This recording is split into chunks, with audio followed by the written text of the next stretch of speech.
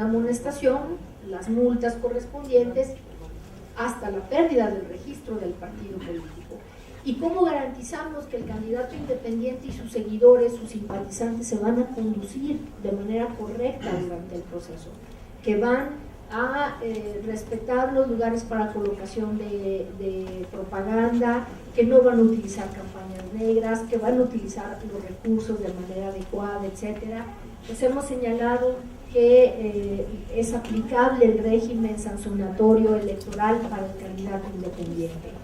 Como ustedes saben, hay modelos de candidatura independiente en Chile, por ejemplo. El candidato independiente deposita una fianza para garantizar la seriedad de su candidatura. Y va y deposita la fianza, y entonces existe esta posibilidad de tener garantizado mediante esta figura que su conducta va a ser adecuada al marco normativo. Lo hemos señalado así, y uno de los grandes conflictos es el siguiente. Decimos, bueno, si comete una conducta muy grave un partido político, la máxima sanción es la pérdida del registro. Y en el caso del candidato independiente, ¿será posible sancionarlo con la prohibición de volver a competir? Es, creo, de los temas importantes. Yo quisiera, si me permiten, pedirle al consejero Gilberto Padilla Bernal, si nos acompaña, para que me ayude, no sé si quieres pasar acá al frente, para que nos platique un poco cómo ha sido la construcción del reglamento, y desde luego para que me acompañe si ustedes tienen alguna duda. Yo quisiera pedirle a Gilberto que hiciéramos un análisis respecto del derecho que tiene el candidato, el ciudadano y ciudadana, a ser candidato independiente, y cuáles fueron los riesgos y las peticiones, es decir, los temas en la mesa, si podíamos limitar ese derecho. La primera pregunta era, ¿será necesario que sea un candidato o candidata sin afiliación partidista? ¿Será necesario que haya renunciado al partido político? ¿Se va a permitir entonces ahora el transfugismo o chapulineo de partido político a candidatura independiente? Fíjense, en Zacatecas el periodo son 6 días antes del inicio del registro. Quiere decir que si un militante de un partido incluso contendió en la primaria o en las precampañas de su partido y no gana la candidatura, ¿se puede ir al independiente? ¿Se le puede negar ese derecho? Si nos ayudas con ese tema, muchas gracias. Bien, buenas tardes a todos y a todas, gracias por la invitación.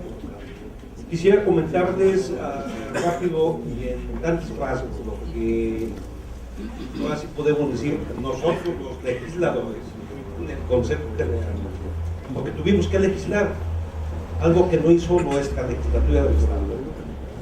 Entonces empezamos la discusión, ya como lo ha comentado nuestra presidenta, ¿qué entendíamos por candidato independiente? O sea, eso es algo fundamental. ¿Qué entendemos como un candidato independiente? Y empezó la discusión si el candidato independiente implica no pertenecer o militar a algún partido político. Un ciudadano X, sin militancia. Luego decíamos, bueno, ¿que los militantes de los partidos políticos no son ciudadanos?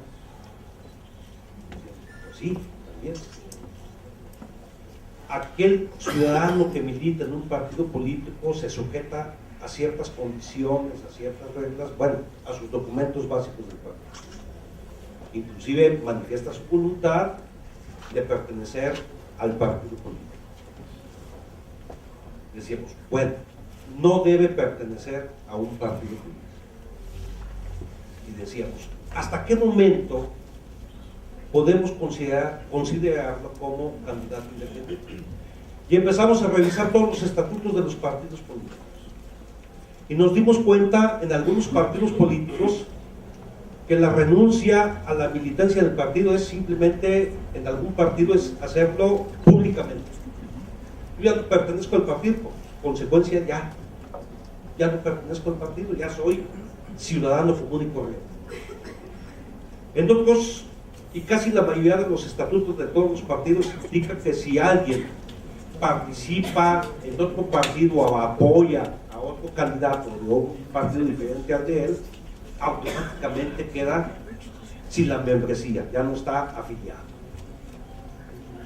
Entonces decíamos, ¿podemos hacer eso? ¿Podemos coartarle el derecho a ese ciudadano que ya no pertenece a un partido político?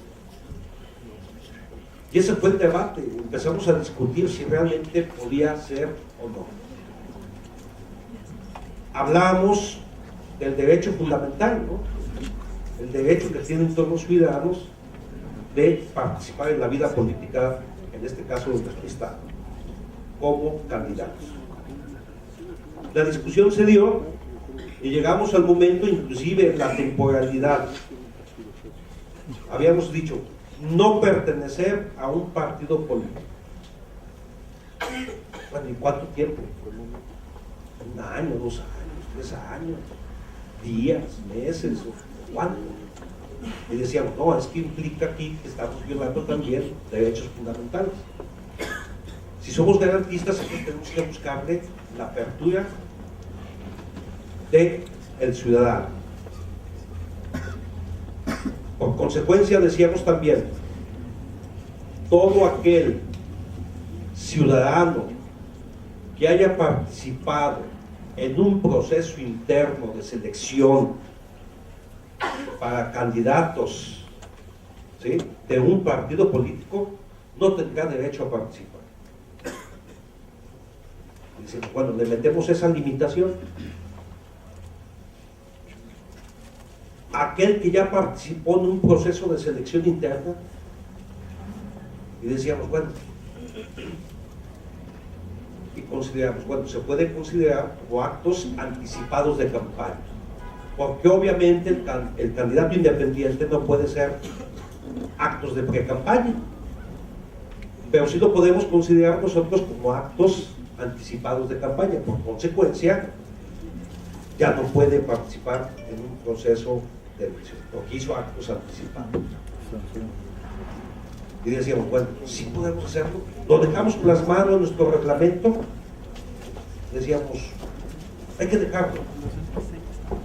Al último llegamos a la conclusión que no, por el simple hecho de que en un artículo de nuestro reglamento dice, todo aquel candidato independiente que lleve a cabo, o todo aquel ciudadano aspirante, más bien aspirante a candidato independiente, realice actos anticipados de campaña, no podrá ser registrado. Y ya con eso, en el supuesto de que aquel que participó en un proceso interno de selección en un partido político, lo lógico es que hizo actos anticipados de campaña. Por lo tanto, no podrá ser registrado como candidato independiente. Entonces ya no era necesario ponerte ahí y ser tan quisquillosos ahí en nuestro reglamento, y lo dejamos así. No sé si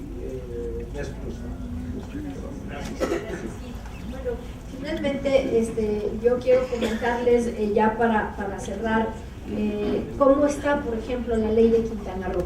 Y si me permiten rapidísimo, hacemos algunas diferencias entre la ley de Zacatecas y de Quintana Roo.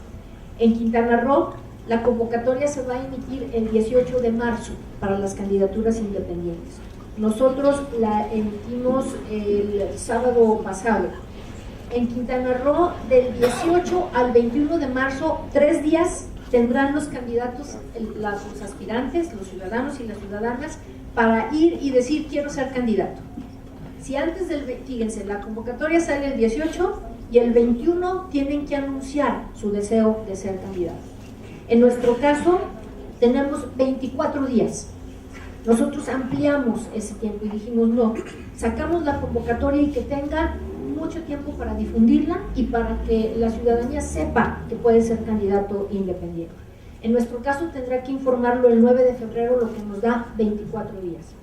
En el caso de Quintana Roo, sí se señala que el apoyo ciudadano es para la planilla o para la fórmula, y no se dice nada de las sustituciones. Eso seguramente irá en el reglamento, y va a ser un tema complicado, porque lo que nosotros reflexionábamos era, Bueno, pero si el apoyo ciudadano es para todos y se van 5, pues ya no hubo apoyo ciudadano.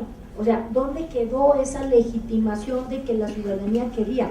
Por eso nosotros creemos que la candidatura independiente es para una persona, para quien encabeza, porque es el líder, es el que está arrastrando, digamos, el que tiene esa penetración social. En el caso de Quintana Roo, se hará una verificación de requisitos durante 24 horas y en ese momento podrá comenzar el candidato, el aspirante, a reunir el apoyo ciudadano. Pero tendrá 6 días para reunir el apoyo ciudadano. No es ante notario público, es ante las autoridades electorales. Los consejos distritales y municipales recibirán a cada ciudadano para que ahí en el instituto, en los consejos distritales y municipales firme y diga voy con el candidato independiente. 6 días. En el caso nuestro es ante notario público y son del 10 de febrero al 6 de abril. 36 días para reunir el apoyo ciudadano. Fíjense las diferencias en los modelos. En el caso de Quintana Roo, la obtención del respaldo en estos días, son 14 días para ayuntamiento y 11 para diputados. En esto me equivoqué. Son 14 días para ayuntamiento y 11 para diputados. De todas maneras parecen muy pocos, ¿no? Para reunir miles de firmas o de personas y llevarlas al instituto, a los consejos distritales y municipales a que firmen, a mí me parece que son pocos días. En el caso de Zacatecas, 36 días ante notario. Digamos que esa es la desventaja, ¿no? Que estamos acá en Zacatecas exigiendo notario. En el caso de Quintana Roo, se puede hacer propaganda, pero fíjense, dice la ley, pero no se puede promover el voto. O sea, te puedo ir a decir, apóyame como candidato independiente, pero todavía no te puedo decir que votes por mí el 7 de julio. O sea, nada más, ahorita nomás apóyame para que yo sea candidato, ¿no? Pero no te puedo decir que me apoyes. Es un tema de fondo, en condiciones de equidad de la contienda. Nosotros, como lo ha explicado el consejero Padilla, lo que decidimos es que no puede hacer pre-campaña, o sea, no puede hacer un acto masivo, público, en donde llame al electorado. Es incongruente. ¿Cómo le va a hacer para reunir las firmas si le decimos que no puede hacer actos de propaganda electoral? Entonces, ¿qué dijimos nosotros? Reuniones privadas en donde presente su plataforma y en donde consiga el voto. Acá dice, puede llevar a cabo, dice Quintana Roo, acciones para obtener el respaldo ciudadano, dice el diputado, mediante manifestaciones personales. ¿Qué entendemos por manifestaciones personales? Cara a cara. Nosotros le pusimos reuniones privadas porque nosotros decíamos, no, claro que puede reunir a 100 y a 200 y explicarles, siempre y cuando no sea un acto de campaña plenamente, ¿no? Sino en reuniones privadas. Es un tema complicado, y acá Quintana Roo dice, lo podrá obtener mediante manifestaciones personales. Pero fíjense, otra de las grandes diferencias entre los dos modelos. Quintana Roo establece el 2% del apoyo ciudadano, solo 2%, pero pasa a la final únicamente el aspirante que reúna el mayor número de votos por cargo de elección. Es decir, si para el municipio de San Luis Potosí se inscriben 3 aspirantes, se reciben las firmas durante estos 14 días y el instituto, el Consejo General de Quintana Roo va a decir, va a pasar a la elección el candidato que obtuvo el mayor número de firmas. Es como una preselección, como una etapa y va solo un independiente por elección.